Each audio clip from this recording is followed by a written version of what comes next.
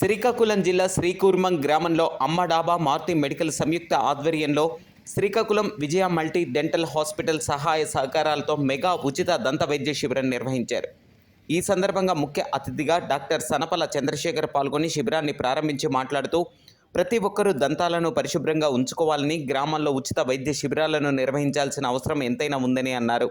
ఆహారం తినకముందు, తినేసిన తర్వాత నీళ్లతో దంతాలను శుభ్రపరచుకోవాలని, చిన్న చిన్న దంత సమస్యలు పెద్ద సమస్యలుగా మారే అవకాశం ఉందని, అశ్రద్ధ వహించకుండా వైద్యులను సంప్రదిస్తే పంటి సమస్యలు దరిచేరవని అన్నారు. అమ్మ డాబా మేనేజర్ ఉయ్యాల కృష్ణ మాట్లాడుతూ శ్రీకూర్మంలో పళ్ల సమస్యలతో చాలామంది బాధపడుతున్నారని, విజయ డెంటల్ వారిని సంప్రదించగా వారు వెంటనే స్పందించడంతో ఈ కార్యక్రమం చేపట్టగలిగామని తెలిపారు. Vijaya multi dental hospital specialist doctor Kinjarapu Vedavyas మాట్లాడుతూ గుట్కా, జర్దా, ఖైనీ లాంటి మత్తు పదార్థాలకు దూరంగా ఉండాలని, శ్రీకూర్మంలో దంత సంబంధిత సమస్యలతో చాలామంది బాధపడుతున్నారని, ఈరోజు 160 మందికి పరీక్షలు చేశామని తెలిపారు.